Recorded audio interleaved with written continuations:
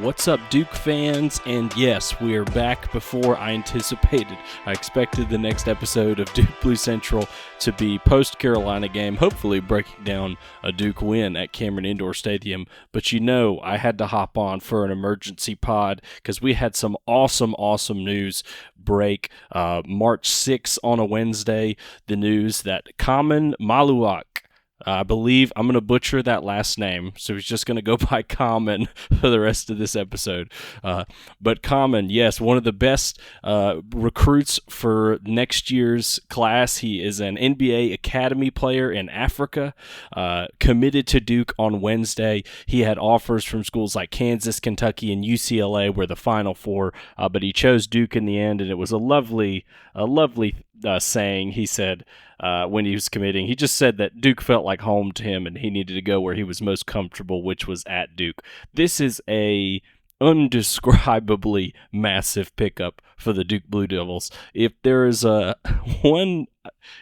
it's hard to complain about this recruiting class at all, but if there's one spot, is that we only had one big man coming in for next year, and that was Pat Ngangba. Great player, also dealing with some injuries, but awesome player that we're excited about for next year. But with the loss of Kyle Filipowski, I think some of us were thinking about what Duke was going to do at the kind of 5 position for next year. Now, a lot of that's going to be seen as slander because, in case you hadn't heard, we have a player named Cooper Flagg coming in next year to Durham, who is one of the best shot-blocking players in high school, and I think will be one of the best shot-blocking players in college next year, projected number 1 pick of the 2025 NBA draft. However, I think some people still had doubts in their heads about what we were going to do about that center position. No doubts anymore, because Khaman is an absolute monster of a player and is maybe, it's hard for me not to say he's Duke's second most important player of this recruiting class, which is insane to say because any other recruiting class, this kid would be top of the list. But when you're dealing with Cooper Flagg there also, it's just, you pick your poison there. Who do you like more?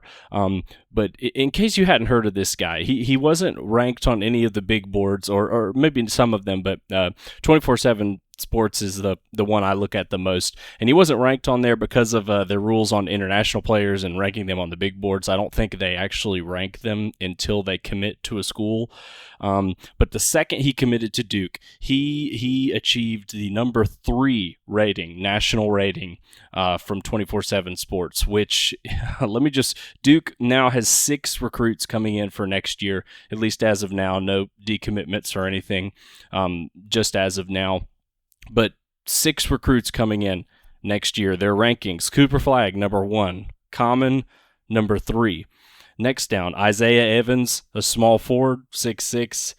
He's nationally ranked number 12. Con Knueppel, nationally ranked number 17. Patrick Ngangba, nationally ranked number 18.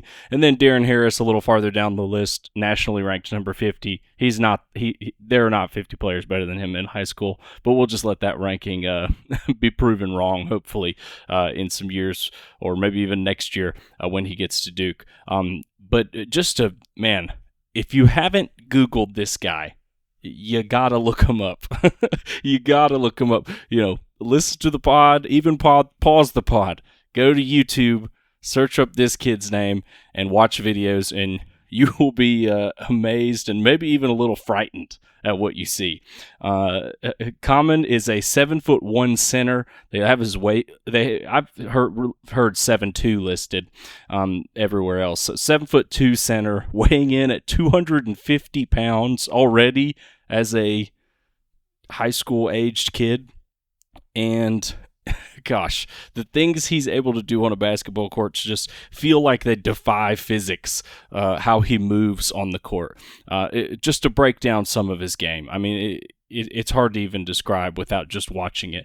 He's a big man who is an elite shot blocker at the rim, just a huge physical presence. He is a Derek Lively-esque kind of guy. Now, Derek Lively had a career year defensively at Duke, so I don't want to put those pressure on him already, but he is that kind of elite rim protector. He is a massive lob threat. He has an awesome offensive game around the basket. He throws down alley-oops.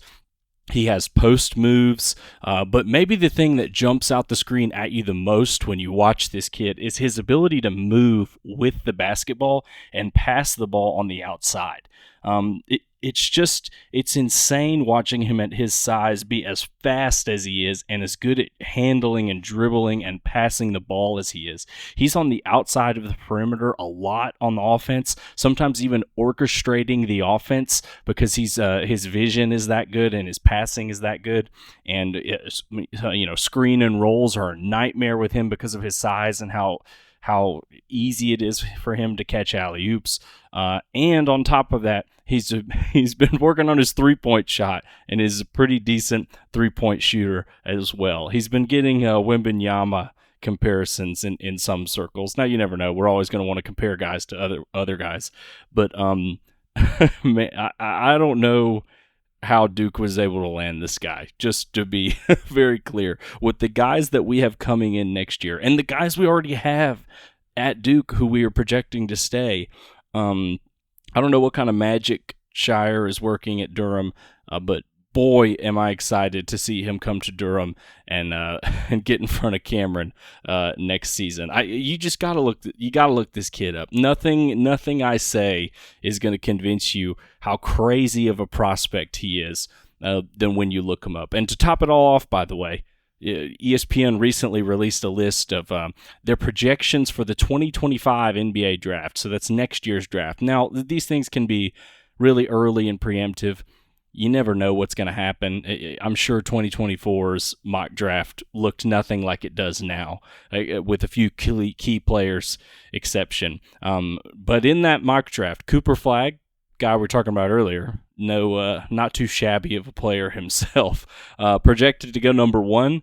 They have Khaman Maluach as the number 3 draft pick in the 2025 NBA draft. So if that holds true, Duke will have 2 players drafted in the top 3 of the NBA draft, which is, if you can recall, we did that one other time. A guy named Zion Williamson and R.J. Barrett did that back in at the end of the 2018-19 season. They went 1 and 3. So Duke could be looking to repeat that. And I'll even go as far to say is this could go down potentially as maybe Duke's best recruiting class ever. Cooper Flagg is coming in with so much hype, being the greatest recruit in several years. There have been scouts that have said, even 2 years ago, as a sophomore Cooper Flagg, if there was an NBA draft, that he still might be taken number 1 overall, even at his young age. That's how good this kid is. And not only are we getting him, we're getting 4 other stud players, big wings mostly, and then on top of that, we add a 7'2", 250-pound center who can dribble, who can catch lobs, and who can shoot threes. I just don't know what to say about this recruiting class. I know, we got a big game on Saturday. We got the ACC tournament coming up. It is like the end of the year. We're generally not talking about recruiting right now. But boy, am I excited for next year's Duke team with the potential of this kid. So yeah, go look up Khaman, watch his tape, and then you'll be excited. There's no way you can't watch him on YouTube and not get excited about the potential of seeing him and Cooper Flagg as the front court of Duke. Like, how is anybody going to get a shot off on the inside against Duke next year? So you have Cooper Flagg, one of the best shot blockers, the best shot blocker in high school, and probably one of the best shot blocking prospects for his size ever coming out of high school. His defensive game is really what he hangs his hat on. If you watch any Cooper Flagg highlights, maybe over 50% of them are blocks and defense, and the rest are like dunks. But the real thing that jumps off the page immediately about Flagg is his defense. So not only do you have him, right behind him in the paint, you're going to have a 7'2", 250 guy with like a 10-foot wingspan. Boy, I mean, man, absolutely disgusting front court for Duke next year, and I'm very excited, very excited to see the potential of this team. So okay, kind of want to gather my thoughts here. Yeah, watch the highlights. That's no common highlights. I'm gonna get him mixed up with Constantinople. I've just realized they have similar name starts. But watch the Khaman highlights on YouTube. Yeah, for sure. You're going to get excited. Now I kind of want to move into like how the heck does Duke make this roster work next year? I have a list here of written down. I want to go over. Forgive me if this podcast is a little unorganized. We're doing this kind of live action here, but I have a list here of kind of potential starting fives for next year, potential guys who could stay or leave, and how that kind of works out. And I'm just Duke has to have some players leave because of this, whether it's current players that are on the team now that are going to go and transfer, whether it's some of these freshman guys decommitting. Like, it's just interesting. So let's break it down, right? Okay, so here's the potential people, a list of people who I think it's in the realm of possibility they could stay. Now I'll go into defense.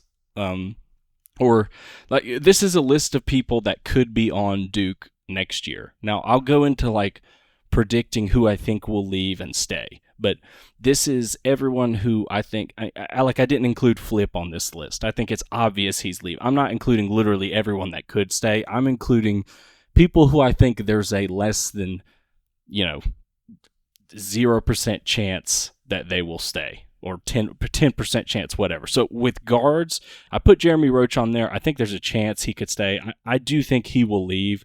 Not because necessarily like he's going to get drafted, because he won't, or even play in the NBA immediately.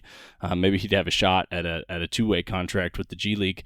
But I just think more with him, it just feels like he's ready to be done with college and move on to the next stage of his life, which I can't fault him for. You stay 4 years. I would always welcome back Jeremy Roach, and am actively rooting for him to come back, and hope he does. It feels to me like he'd leave. I put Tyrese Proctor on there. I actually think it's a fair shot Tyrese stays, which is crazy, I think, to anyone who would have been listening to any podcast at the beginning of this year or even last year. Bleacher Report actually put out a mock draft like maybe today or 2 days ago for this year's draft. Tyrese Proctor's not on it, not getting drafted, not even second round. He is not on the list. Now, understand, a lot of that can change if Tyrese Proctor has a crazy March and shoots 40% from three, averages 5 assists a game, averages 15 points a game. We've seen how the tournament can really boost someone's draft stock. I think of like a Tyus Jones, who probably would have got drafted all year, but his tournament run made him an undeniable draft pick. So that could totally happen with Proctor. But as of right now, as crazy as it sounds, and as much as I think my heart just can't accept to believe it because I know how good he is, I'd have to think that he stays. I mean, if he's not going to get drafted, why would you go? Now, it's a different story for Roach because, he's a player that's been at Duke for 4 years already. But as a guy like Proctor, who you're a year younger than you should be, he's a freshman's age right now. I mean, come back for a junior year, you're a sophomore's age. If you're not going to get drafted, why leave? Okay, that's Proctor. Next guard, Jared McCain. He is on the mock drafts. The Bleacher Report mock draft had him at 16, just barely outside of the lottery. But obviously a March could boost him too. But he looks to be a firm, at least first-round draft pick, potentially 15 and up. Caleb Foster, I think, will be back, especially with his injury. But he wasn't popping up on mock drafts before, except I think preseason he was showing up on some. But Foster's had a good year, not taken away from him. But I think he'll be back next year, barring a transfer. And then Jalen Blakes and Shoot. Now, I think those two guys will be potentially prime transfer guys. Maybe. Who knows?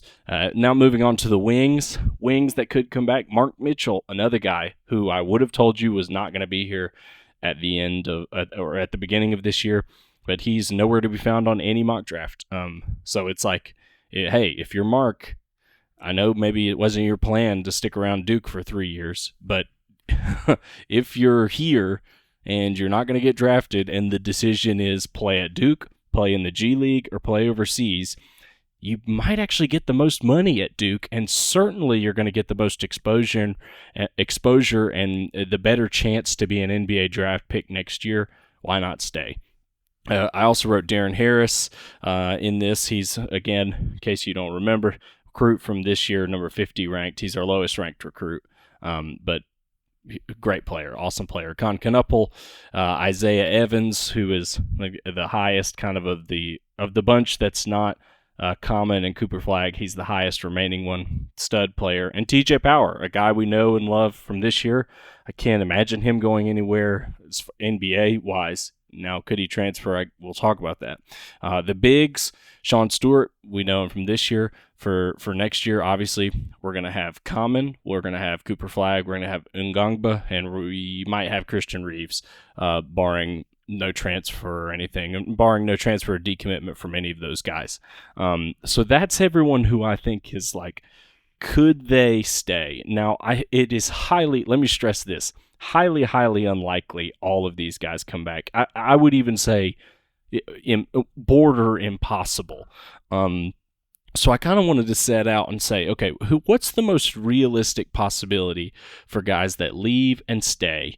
And don't think about the freshmen. Just think about this year. What's the most realistic possibility, guys that leave and stay? And let's make Let's make some lineups out of that, and then try and work out. Which freshman is going to be upset enough at this that they could potentially decommit or leave or not be happy with playing time? I don't know. Or maybe we're going to play like old Carolina basketball and like sub out 5 guys at a time. I don't think John is ever going to cave to that. But yeah, so I just have right now as my most realistic scenario. Obviously, I think Flip is leaving. I think Jeremy will probably leave just because he's done with college.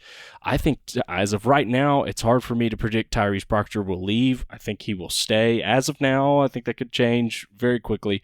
But as of now, let's say Proctor stays. Let's say McCain leaves. Let's say he has a good March, gets his way into the lottery. I think Foster comes back, and I think Blake's and Shoot. I would say maybe one of them considers transferring, but let's say they stay for the sake of this argument. For the wings, I have to say Mark Mitchell comes back. Again, nowhere near on the mock drafts, and I don't think he wants to go play overseas or in the G League, so why not come back? And then TJ Powers, the other guy, I think obviously he's going to come back.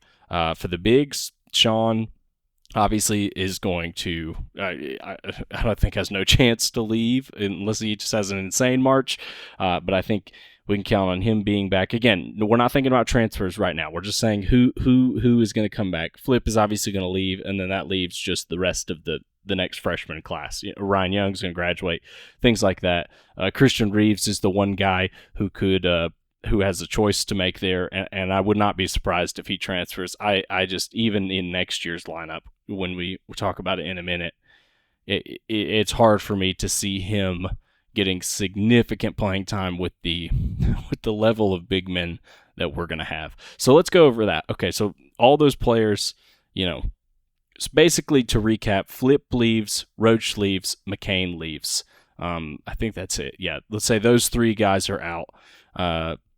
We get Caleb Foster and Tyrese Proctor back and Mark Mitchell, and then the rest of it as far as like starters and things like that would be filled out by the remaining players. I just scratched out a quick starting 5 as to what I think could happen next year if that's the case. And let's work out together what we think will happen to the rest of these players. So Proctor comes back. He's the starting point guard, obviously. I think if there's one group of players that has to be the least worried, it's the guards, because I think you're guaranteed going to start at least 2 of them. Maybe John just loves the 3-guard lineup and continue that. I don't think he will next year. But we're going to start at least 2 of them. And with Roach and McCain gone, that only leaves Proctor, Foster, Blake, Shoot. So I think with the guards, like if Roach and McCain wanted to stay, they have nothing to worry about as far as playing time goes. Not the case with the rest of these positions, but the guard group I think is pretty safe. Now the only argument you could make, which I think is a fair one, is, well, I've got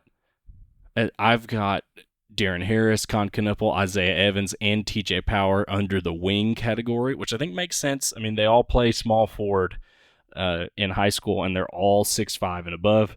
There's a fair argument to be made. A guy like Isaiah Evans or Con Knuppel, maybe those guys are just too good shooters to keep off the floor, and they're fighting for that shooting guard spot against Caleb Foster or McCain, whoever comes back. I think Proctor is definitely a point guard no matter what if he comes back. But there's a case to be made, maybe the guards are less safe if you consider guys like Isaiah Evans and Con Knuppel guards. I think that's fair, but yeah, that's just so hard to predict. So the what I have written is, Proctor, Foster, Mitchell, and then I think Mitchell, I think coming back for a junior year, it would be impossible to deny him a starting spot in the lineup unless one of these freshmen come in and just start crazy. And then obviously you're going to start Cooper Flagg, and I think Khaman is a guy you just can't keep off the floor. Maybe he doesn't start to begin the year, and you end up starting Sean Stewart and Cooper Flagg, which I think is another crazy lineup. But I think I'm telling you with this kid, I think he's so good, you're not going to be able to keep him off the floor. And I think he gives Duke something that next year's Duke team will not have, at least immediately. Now, Patrick Ngongba is an interesting case because he is a 7-foot center that's coming in. Well, 24/7 has it listed at 6'11", 235. But so he is another big man around that size. He does have a pretty serious foot injury right now, so I think he could come to Duke a little injured and still need a little rehabbing. So I'm almost putting parentheses around him just for this argument to say I think he'll be a little banged up and not be ready to go immediately. But I think Khaman is so good, he's going to be impossible to keep off the floor. So I think most likely starting lineup would be Proctor, Foster, Mitchell, Flagg, Khaman, and I think the argument there is, does one of the freshmen have enough to knock off Caleb Foster for a shooting guard spot? Does Isaiah Evans come in and is instantly just like a plug-and-go scorer, and he gets the 2-guard spot? So now you're running Proctor, Evans, Mitchell, Flagg, Khaman. Or an alternate lineup I wrote out too is, if you don't want to keep Khaman on the floor immediately, maybe you want to run kind of a smaller, faster lineup, and you want to play Flagg at the center, which I think you easily can. He can play center in college. There's no doubt in my mind about it. I think he's totally good enough. Now, will he give up some size? He's not that big yet. Big, strong, athletic bigs would probably back him down easier than average, but he's such a good shot blocker and he can recover so fast. I think he could make up for it, and certainly he would make up for it on the offensive side of the ball too. So if you want to go smaller ball lineup, I did do Proctor, Foster, Evans, Mitchell, Flagg. That's playing Mark Mitchell at the 4. Flagg goes to the 5. You could kind of switch those guys. They would just be the 2 front court, and then you would have Evans, Foster, Proctor with kind of the same setup we have this year with the 3 kind of guard-like players who are good shooters, fast, things like that. If John wanted to, if Coach Shire wanted to run a similar style as we did this year, I think that's the lineup he would go with. But just realistically, man, I think you don't get Khaman if you're not planning on playing him. So I think most likely, if everything holds how it is now, that top lineup is your starting lineup, and I think the only question mark is that is Isaiah Evans going to be good enough to fight off Caleb Foster for a starting spot at the 2? We know Coach Shire is not afraid to root guys out of their starting spot. I mean, Caleb Foster was starting over Tyrese Proctor this year until Caleb got hurt, and that didn't look like it was changing. So we know he has the guts to do a move like that. So, mid-season next year, if Evans is really hot coming off the bench, he could maybe bump Caleb off of a starting spot. But I think certainly to start the year, and I have a lot of faith in Foster too as a great player, so he would be. Let's talk about the bench then for that lineup. And I wrote this in, I think, a loose order of who I think would come off the bench first. Very loose, but I wrote your bench. I would almost think your 6th man is Sean Stewart. Right after that, Isaiah Evans. Then maybe TJ Power. Then Con Knuppel. Then Darren Harris. I put Ngongba there, but I think he's going to be a little banged up. And after that, it's just Blake's, Shoot, Reeves. So you're talking about there. Sean Stewart maybe being your sixth man, where I think Sean could come in for small forward, power forward, or center. Khaman, Cooper, Mitchell, any of them get into foul trouble, I think you could put Sean in. And I think the same can be said for Evans in just that wing position or the guard or the two guard position. And I think you're looking at I think he's just going to be his natural ability is just as a spark plug scorer. I think his shooting ability, his ability to just put the ball in the hoop, just get a bucket. He's a bucket getter, certified bucket getter, Isaiah Evans. Exciting to watch. So I think you can kind of plug him in either that 2 or 3 spot and just let him go to work. After that, I put TJ Power. I just think the fact that he will been around maybe bumps him above some of the other freshmen. Then Knuffle, Darren Harris. I mean, you're talking about Darren Harris being 1, 2, 3, 4, 5 spots deep in the bench. When you start to work all of this out, my head instantly goes to, there's no way some of these guys are staying. Maybe unless they just had in their head, I'm going to come to Duke, I'm going to be there for 3 or 4 years, and if I don't play at all the first year, I'm going to be happy. We've seen some guys do that. I mean, like Reeves is a kid that when he committed, they kind of knew he was going to develop and play later. So we've seen guys do that before, but gosh, I mean, to think about even a kid like Knuffle, who is the 17th ranked player nationally, anywhere else, he's starting or right off the bench, and he's 4 deep. I mean, he's after Stewart, Evans, Power. And maybe he jumps Power, but even still, I think he's at least 3 deep on the bench. It just, I don't know how we work this out. maybe these guys will just be like, yep, I'm bought into Duke no matter what. And that's going to happen. But, I'm going to come off the bench. I'm going to do whatever Coach Shire says. I just have to think something has to give here. Let's from a lineup perspective, the weakest part of this lineup might be could it be guard depth? If McCain and Roach leave, you kind of just have Proctor and Foster as true guards. I think Evans can play a shooting guard, but I don't think he's played any amount of point guard, and that would be a really interesting thing to see. But you'd essentially be swapping out Proctor and Foster for point guard responsibilities. Proctor would be a guy late in the year that I think would play every minute of every game, kind of like he is now, slightly because of injury. But another thing to consider with this is recruiting. How teams recruit kind of can give you a little hint of who the team thinks is going to leave versus who they think is going to stay. I remember last year I was listening to a lot of the Duke Twitter guys podcasts, and they were saying they felt better about Flip coming back because we didn't have a guy coming in this year that did what Flip did. We didn't have a guy like him to fill into the starting lineup. So they took that as, okay, they've had some conversations behind the scenes. They know he's probably going to stay, and they're not worried. They're not as worried about recruiting a position like that. What does this recruiting class tell you about what the coaching staff thinks is going to happen in the offseason? To me, this recruiting class tells me they think freaking everybody is going to leave.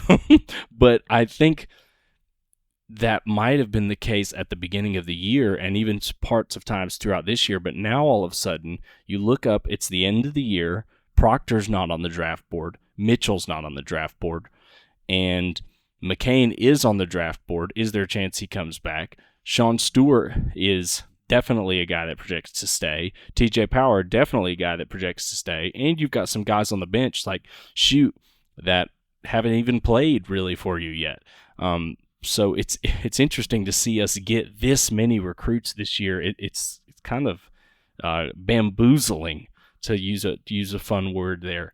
But I have to think there's going to be a straw that breaks here, because I just can't imagine specifically guys like Knuffle, Darren Harris, or even a guy like Isaiah Evans, who's just a bucket getter. Is he going to be happy being our 7th man potentially. Now, look, I know like a big part of the Duke culture is John has pitched this idea of coming, like you're coming to compete. You're not coming to just get playing time and get out. You're coming to compete against the best college players there are, and I think he's giving them that experience. Especially with this lineup, man, it's going to be fascinating to watch what happens in the wake of this. We saw something similar last year. I mean, we had Mackenzie Mbako ready to go, ready to come to Duke, and this was after the year when Flip decided to come back. He immediately decommitted. Does something like that happen to some of these freshmen? I don't know. Do they decide to leave or do they probably will wait until the offseason to see what players are leaving, what players are staying, if there's any guys transferring. I don't know. And by the way, no shade on any of these guys. I'm not saying like I hope any of them leave or I think any of them are going to leave because of the pressure. I don't think that at all. I'm just trying to be realistic here about looking at the lineup and thinking like, man, are these guys really ready to step up and just like not be as much of a role on next year's team as maybe they thought they were going to be when they committed.